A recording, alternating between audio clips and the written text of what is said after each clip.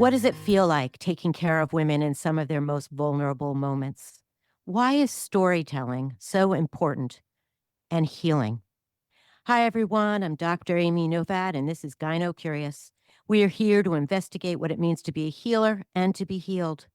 Please, if you have any questions after today's episode, or any episode for that matter, please send thoughts to comments at radiofreerhiniecliff.org or to gynocurious@gmail.com.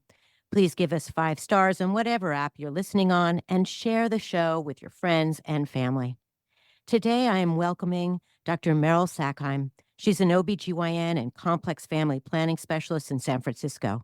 She completed college and medical school at Columbia University in New York City, an OBGYN residency at the Hospital of the University of Pennsylvania in Philadelphia, and complex family planning fellowship at the University of Chicago, prior to returning home to practice in her home city of San Francisco in the Kaiser Permanente healthcare system. Welcome, Meryl. Thank you. I'm very excited to be here. I'm so excited that you're here as well. And I felt it's really important to kind of tell the listeners how we came together. So I am one of those folks who, when I read something that I like and I can easily tear out of a magazine, I do so. And in 2019, I was reading the Green Journal, which is a academic journal for those of us in OBGYN land, that at the very end of it, in fact, on page 573, was a piece titled The Imperfection of Childbirth, written by Meryl, my guest today. And I just loved everything about the words and your voice and your message, that I tore it out of the Green Journal and I put it on a stack of papers that I like to call the pile, that has all kinds of stuff in it that just interests me, that I think I might get back to. And every once in a while, I go through the pile and realize, I'm never going to build a house, so I'm going to get rid of that, or I'm not going to ever speak about this issue. So about 6 months ago, I was going through the pile, just doing the general cleaning, and I came across this page 573, your piece. And I was like, oh my gosh, I want to meet this woman and I want to talk to this woman now that I have a podcast. And you so graciously responded to my email, and here we are today. So I think the moral of the story is that the written word is so powerful and so important to keep reviewing and use in our storytelling, and that maybe also that there's a role in having a pile on your desk. I don't know. That's amazing. Well, thank you for telling me that. I feel very honored to have been a part of the pile. You're welcome. So, Meryl, if you could tell the audience about that piece, The Imperfection of Childbirth. I know it's been some years. So, what are the memories of what compelled you to write that piece? And can you tell us about that piece? Sure. So that was actually the second sort of personal piece I had written. So I think I have to go back a little bit to get to the origin story for page 573 or whatever it was. When I was an OBGYN resident, I had my first child in a very emergent fashion at 31 weeks of pregnancy. So about 7 months. And it was really a terrifying time and also a huge time of growth for me. And as my son was in the NICU, or the neonatal ICU, he was there for about 7 weeks. And I was, sort of really suffering with that as the place where I was transitioning to parenthood. I was trying to find a way to process the many things that I was feeling, and also honestly figure out how I was going to go back to work as an OBGYN resident, carrying all of that with me. And someone recommended that I write, because I was actually a comparative literature major. So I didn't study medicine my whole life. And, that sort of pointed out to me that writing could be really cathartic. And I wrote, just sort of journaled while he was in the NICU, and published a piece about it. And that was about 2 years before this one. And it was an incredible process, because I found that just in giving a voice to, I guess, using my experiences to share reality, kind of, just put on paper what it was, what having a kid in the NICU was really like for people, could open up conversations that might otherwise not be opened. I really found that there were so many people coming to see me as an OBGYN, friends, family members, people who held similar stories, they really wanted to share them and also felt so alone because they weren't sharing them and they therefore weren't finding their communities. And I really found writing to be a powerful place to advocate for just kind of truth and the many experiences that are out there, but it was also cathartic for me. And as I got to the end of my OBGYN residency, I found myself just kind of increasingly frustrated the more that I did prenatal care with how many patients came to labor and delivery with an expectation for what it was going to be like that was shattered, and the loss and the grieving that they felt, even with a beautiful child that they got to bring home, which, hadn't been my experience. And yet they still felt so much loss. And so thinking about why is that? And as a physician who's talking to my patients in the clinic, what can I do to better prepare them for the true experience of labor and delivery and bringing home a child or not bringing home a child? And I realized that, perhaps my own experience that hadn't been what I expected could be shared and maybe empowering to people and help them feel not so alone when what they expected to happen on labor and delivery didn't in fact happen. And so that is why I wrote this piece. It feels so aligned with the mythologies around so much of what us women, vulva havers, are expected to do. And that I think that the reason that the stories around childbirth are often about all the beauty and the blessings is because maybe it can be such a scary event that if you will, the powers that be only reported the perfect deliveries. But you're right, there's so many stories out there, experiences out there, realities out there about the not so perfect childbearing and childbirths, and that we do such a disservice to women by creating this mythology that, only applies to a small fraction of women. And it's not to take away from the blessing of it, because it truly is a blessing in so many ways. It's magical in so many ways, despite the science we know about it.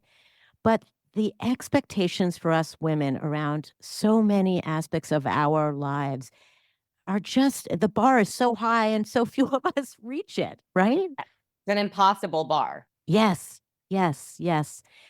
So one of the reasons that I liked this piece so much is because you mentioned a few things. One about how the events surrounding childbirth take so many years for us moms to process. And you use this expression, transgressing the norm, which is harking back to what I just said. But let's unpack that a little bit. Why do you think it takes so many years for us to process these experiences? Oof, such a good question.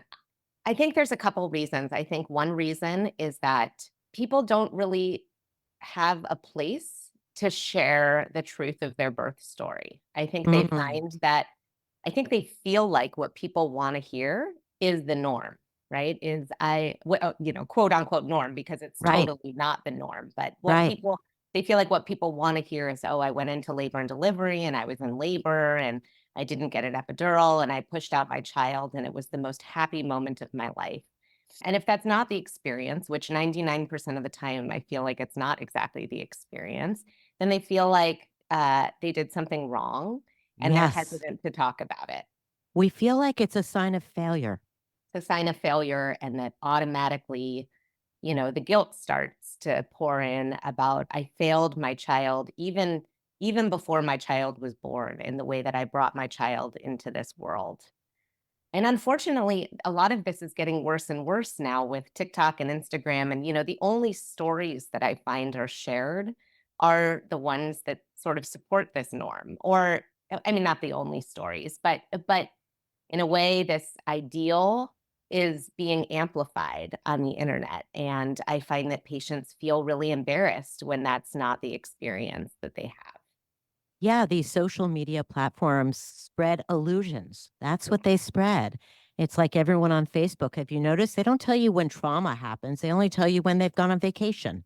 Exactly. So it's the scent of a moment of time in their lives. Yeah. And Yeah.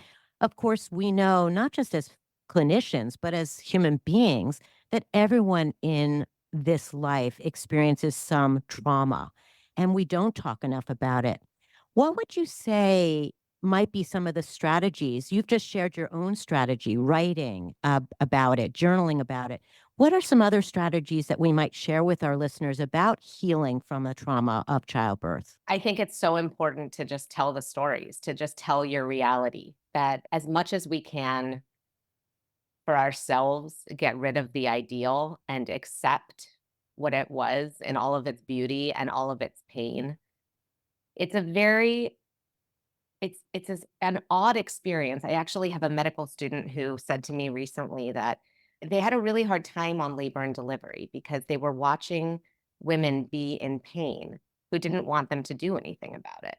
And and it's true that in medicine there's very few places like that. It's like this very odd experience. The reality is is just it's different from anything else in medicine. And I think it's really important to talk about all the complicated narratives that are overlapping in a birth experience. So, I was in pain and I was scared and it really hurt and it was beautiful, but I was confused because I wasn't totally in love with my child yet. And I didn't know if I'd be a good parent. And people said congratulations, and that felt weird. And all of these things that I think resonate probably with all of us that are these overlapping truths.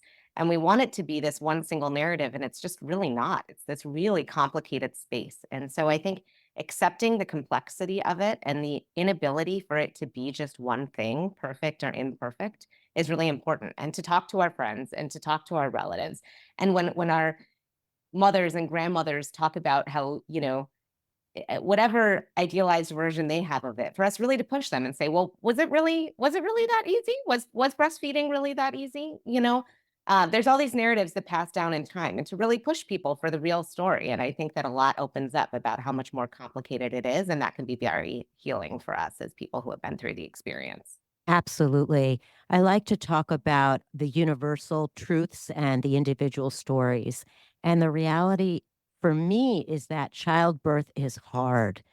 Yes, there are beautiful moments. And yes, it's a miracle. And yes, it's a blessing. And it at the same time, it's so as you describe, I think of it like a theater, and it's got all these different scripts and all these different players and sometimes all these different languages around the experience. And that's one of the reasons I love the work. It's so rich and it's so intimate, and we have access to women and their families in a way that you don't have access in any other environment, right? And that's the joy, at least for me, and I get a sense for you as well. And so part of what I'd like to talk about too today is, so women are we're encouraging women and their families to tell the real story, to tell their story, to know that their experiences are a part of the weaving of the universality of childbirth, which is a very rich, challenging, confusing experience. But how is it for you as the clinician? We bear witness to so many stories. We bear witness to so many expressions of fear and sadness and grief. How do you hold on to that? Not only, vis-a-vis how it mingles with your own experience of loss and grief, but just in everyday work. How do you hold on to it or get rid of it for that matter? I think that to be a good clinician takes both the ability to empathize, engage, and really be there with your patients, and then also the ability to leave at the end of the day and go home to be with your own family. It's hard. You certainly can't do that every day. And I think all of us are trying to get, better at boundaries. I think that having been through my own experiences of childbirth, having had two emergency C-sections, has just given me perspective on how different each experience can be, how scary, how beautiful, how complicated. And I find that I can really I don't take too much home with me because I feel like everybody's experience, everybody's trauma is so different that I can't pretend to completely understand it. I can't hold it for anybody. All I can do is be there with them and help them begin to process their own burden, if that makes sense. Yeah, no, it does. It does. I mean, there are a couple of things I want to comment on. One, that I want to remind all of us, no matter our training, education, life experiences that we are human and that we have only so much control, particularly over this childbirth phenomenon. And that even though Meryl is a, trained OBGYN and knew everything she was supposed to know about this experience, that her body and again her journey was going to be whatever it was going to be.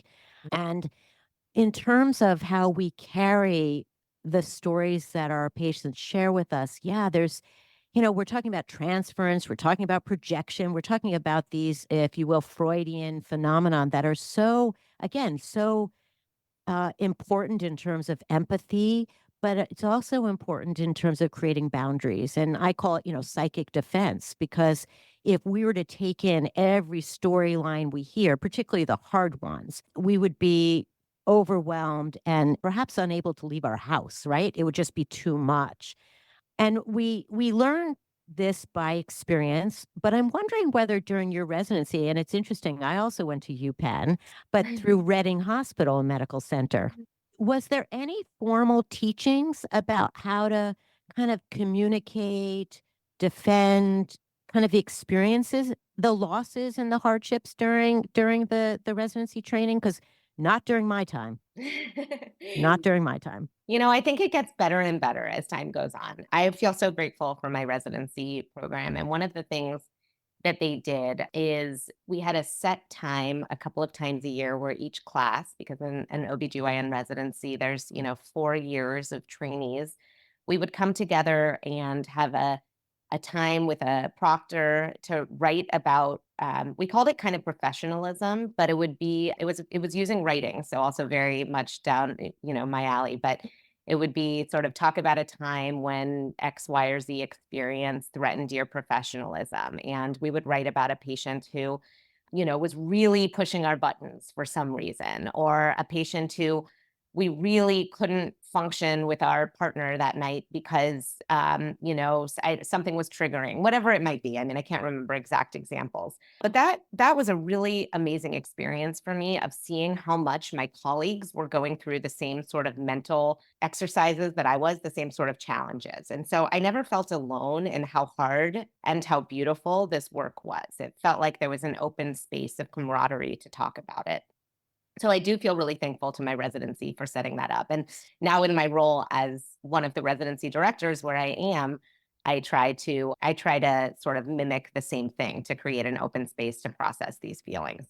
So I think that residencies are doing a better and better job. Can you ever be totally prepared? I'm not sure. Mm. Just remind me, when did you do your residency? What year? I did my residency 2014 to 2018. Okay, so I was in residency from 1990 to 1994, so some time ago. Well, I'm so, so grateful for you and for your peers that you had these opportunities, because in my day, it was dissociation, stoicism, just professional distancing is what was called. And there was never any conversation about how hard it was emotionally to deal with all that we saw. And that was a disservice to the clinicians. It was disservice, of course, to the patients we were taking care of, because there was less, I think, room for empathy in the absence of that work. Yeah, that open conversation. I think in a way that setup was also sort of trying to set up an ideal clinician, right? And maybe there's been some change as we're trying to break down the idea of the ideal labor and delivery, also the ideal clinician, that we are also people who have feelings, have had heartbreaks, but that I think makes us better. Yeah, I truly believe that too. So, in your Kaiser Permanente profile statement, it says, quote, I want to partner with patients to learn about the problems that affect them and the health goals they strive towards, and also to educate them about their bodies and shed light on their experiences, end quote. So I want to unpack this a bit, because the concept of patients as partners, it's not it's not a new one. At the same time, I'm not sure that it's ever really been discussed or unpacked. How do you see that comment or that idea? I think that the idea of shared decision making is that the patient is the expert of their bodies and I'm the expert of the medicine. And I really bring that to every clinical encounter. I mean, I think that my job is to know the obstetrics and the gynecology. And I hope that patients understand that I can't understand their exact lives. All I can do is listen to them tell me what they want to share about their lives and make suggestions or, open up room to maybe consider other options for treatment. And so I really do feel like their partner. And I think it's interesting as I think about the way that medicine has changed and the ways that we're being trained differently. There's always this tension in medicine. I think a lot of us were trained to never tell patients about ourselves in the clinical encounter. I don't do that. I do tell about myself very often. But I'm also very careful because I know what it feels like when I go see my own doctor and how every little thing that they say can feel so important. And so I want to make sure that what I say lands well and doesn't make patients think that what I did is the only way to do it, for example. So it's being a partner, but it's complicated because it's being a partner in a specific power dynamic. And I try to be very, very aware of that, but by no means do I think that I can influence my patients to do anything without them being really the team leader. I love that description. And what it also says to me is that you value their life experience. That, again, years ago, the hierarchy of doctor, nurse, patient, the, if you will, the patriarchal kind of setup of medicine, because there were very few women in the role of clinician, which is certainly changing a great deal. But that hierarchy assumed that what the patient had to say was not really very important.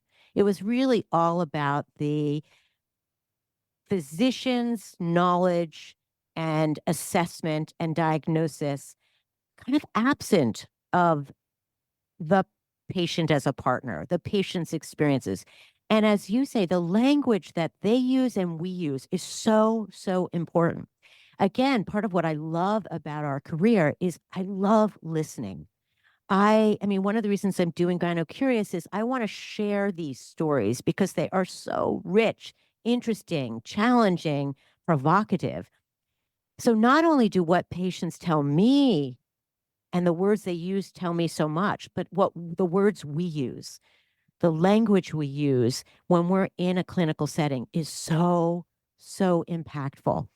Patients don't forget. So if we use words that are triggering, they will remember those words. And I don't like to focus on how do I put this? Like I don't want to micromanage everything that's said in a doctor's office. In fact, I'd love to envision the office setting where we can feel empathy and sympathy and a shared experience with our patients and vice versa. We have a role again in that theater that we can't forget either. Yep, Yeah. absolutely. Yeah. One of the things you also bring up in this piece from 2019, but feels so unfortunately universally true and timely, well, timeless, is the idea of maternal guilt. And I'm experiencing it. So my children are in their 20s now, and they're reflecting with me about what their childhood was like. And we're particularly talking about what it felt like to be children of a woman who worked a very full time, overtime job and was parenting. And we've agreed to talk about this because I know how hard it was for me, and I'm learning how hard it was for them. And I think so much of this starts from even when we decide to, make love and have a baby, kind of from conception on, as you talked about how we can feel responsible for what happens during our childbirth and it's so out of our hands. So can we talk about maternal guilt? Unpack that a little bit. Yeah, wow. It's amazing that you're doing that project with your children. I think talk about Mm, sort of openness and vulnerability. That's really beautiful. It's just that's the reality that, it was hard. It was hard for everybody involved. Yeah, I mean, I think that the guilt yeah. starts so early. I think it starts at the time of getting pregnant, of conception, right? There's so many people who have a hard time getting pregnant. And while 25% of the time it's because of the male factor, it's always the woman who takes on that guilt. And, that can make sex difficult. That can lead to chronic problems of not enjoying sex and feeling like there's something wrong with your body. And then being pregnant, it feels like everything you eat and everything you do is going to affect this child forever. And most, not all, but most pregnant people really kind of put their own needs below this fetus. Uh, and just really, if they make the wrong decision, if they ate a cheese that was unpasteurized one time, they just really suffer. And they'll probably think about that for 40 years, that if anything went wrong, that it was their fault. And then there's the labor and delivery experience that we've talked about. Then there's the breastfeeding experience, which I think is just every patient that I see breastfeed is just racked with guilt. Not every one of them, but I mean, it's just, again, talk about ideals. This idea that the baby finds the breast and the milk's just flowing. I mean, that's just not how it is for anybody. So there's just so many steps along the way to build up that guilt, and that's even before you get to parenting. I try to say this to my patients, as they're thinking about every detail. I try to explain to them, just wait till you're a parent. This is just the you cannot control everything. You have to accept that at some point. I think that, and maybe this is because my father is a psychoanalyst. I've known since I was really young that no matter what I do, my kids are gonna, probably suffer for it in some way or another. We affect each other. We don't have control to not affect each other. And that's part of the beauty of being human, is that there's both good and there's bad, and there's happiness and sadness, and that's okay. And so the fact that you're sort of accepting that with your own children is a really beautiful example of that. So yeah, I mean, I think it's just really every step of the way. I wish I could take it from my patients. I wish I could take that guilt. I try to tell them, yes, it's really important to, if you can breastfeed, that is wonderful. And if you can't, that is just fine. I did not breastfeed either of my children. They are just fine. There's reasons, there's reasons for that. There's reasons for everybody, and it's okay. So I try to sort of be with them in that guilt and help them understand that part of being a parent is to raise a child that is independent enough to deal with whatever challenges come their way. And you cannot set them up for every challenge. And whether or not you breastfeed is not going to play any role in That's right. That's right. that. And that there's the greater world. And again, it's that it's kind of the magic I mentioned early on just around childbirth. There's so many factors that affect our life experience that we don't even understand, let alone have control over. So I always talk about, the example I give is when a woman comes in, or a woman and her partner come in, and they have a single space typewritten 5-page birth plan, and I read it and I share with them, the effort, and applaud them for, so, thinking about all this. And then I put it away, behind me usually. And I say, I need you to consider that maybe none of this is going to happen. And what does that feel like? What does that look like? And that this is kind of the entree, as you said, into parenting. We can choose what food's in the house. We can choose what house we want to, if we're fortunate enough, we can choose the house in which we raise these kids, et cetera, et cetera. But that there's an outer world that's just going to impact who they are as well. Yep, Yeah. So letting 100%. go. Yeah. You Letting have to let go. it go. Yep. And yeah, my kids are being raised with two, full-time working parents. And what I often say this to my friends is, I'm under no illusion that the best thing for my children is to be with me all the time. The best thing for my children is to have other wonderful adults like they do, their grandparents and their babysitter and their, other people who love them, who show them other experiences in the world. So I think I don't know why there's this ideal that as a mother, you would be with your child all the time. I want my children to know other people, learn how to get along with other people, and see that their mom has a really cool job that makes me happy and where I feel like I'm contributing to the world. So Yeah, it kind of amazes me that we're still having this conversation, but it still really needs to be said out loud. Mhm. And that one, that there's no perfect parent. Two, that I agree with you that exposing our children to the larger world is going to teach them how to be in the larger world. And three, that love and relationships can be forged with people outside the home. And four, that mothers, particularly in today's world, have to work, that there are very few who don't have to. And so, setting the example of finding work that you love and enjoy and are contributing to your community, I think is a gift to our kids. And it's interesting, my daughter, who's now 25, said to me, "You know, Mom, I never realized this before the last few years." She said, "You had an impossible job." I was like, "What do you mean?" She said, "How is it possible to raise kids full time and have a full time job that is as important as what you did?" And I said, "It's impossible. It's imperfect." And I made mistakes in both arenas. I think the message out, to our listeners is we do the best that we can. If you can find joy in the work that we spend so much time doing, then pursue that. And if you choose to stay at home with your kids full time and that's what gives you joy, do that. That we're all just trying to carve it out, and that carving changes year to year, you know, challenge by challenge, right? Yep. And I think what you just said is so important, that you make mistakes in both realms, because there's this narrative of I'm a failure in both realms. Making Yeah, mistakes does not equal being a failure. Making that's right. mistakes is life, and you can be very successful and still make mistakes. Yeah. So I want to just pivot for a moment as we come closer to our conclusion. But so many women are leaving medical practices, and this started even before COVID. And I see that as a real problem because I think, one, that it's so, so important that women be equally represented in the world of medicine.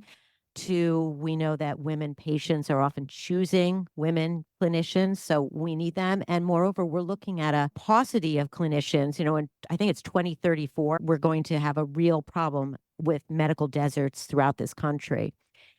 And I guess I'd ask, one, in your arena, in your hospital or clinical setting, are you seeing women leave their practices? Not really where I am, to be Oh, honest, but okay. I'm Well, that's so good. lucky. Yeah, I mean, I am so lucky to be in San Francisco in a wonderful practice with people who really respect each other, work well together. I think that the political environment, I mean, I'm saying this as an OBGYN, but in places where there's no longer access to abortion, the mental, I guess just the ethical challenges that these doctors are having to face every day by not being able to provide life-saving care for their patients is gonna really wear them down. So I really worry about places in the South and the Midwest where there isn't access to abortion care, and how many people are gonna leave medical practice. Yeah. And what the studies are demonstrating, there was a piece from the Harvard Review, et cetera, that are also looking at the other aspects of our career that I think are important to mention because they are true in so many other arenas. One, equity. Even though more and more females are occupying academic positions, certainly filling OBGYN residencies, that we're still not carrying department head Mhm. titles in the same way that men are. We're still not paid equally. There's still plenty of data that shows that men and women physicians are paid not equally. We're also hearing from women of color that there still is not enough work on diversity and equity and inclusion in a lot of arenas of hospitals, et cetera.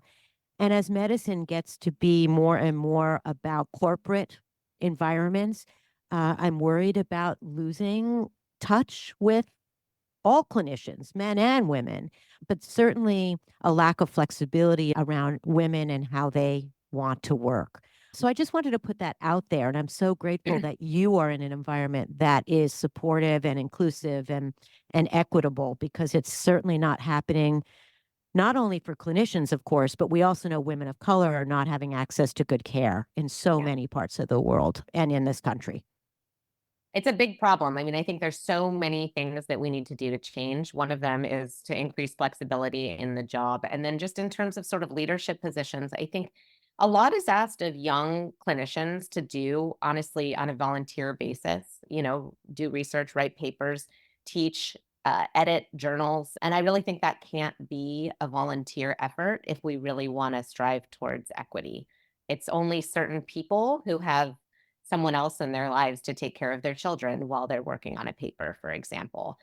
So I could talk about that for hours, but Yeah, yeah, but I think that it's true that as a world in medicine, we need to change. What I can say is that I have a lot of hope because I do see a lot of learners and work with a lot of learners, and their emphasis on wellness, which is something that did not exist. Even honestly, it was just starting to be talked about when I was training not that long ago.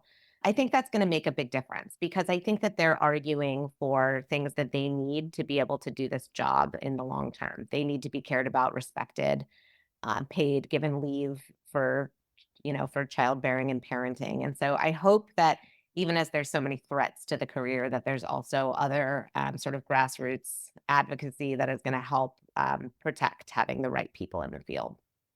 right. And again, it's not just because we're being affected, but our patients are going to be affected. And so it's kind of a national problem that has to change, has Yeah. to change. Yeah. So I'd like to end our conversations on Gynocurious with talking about pleasure.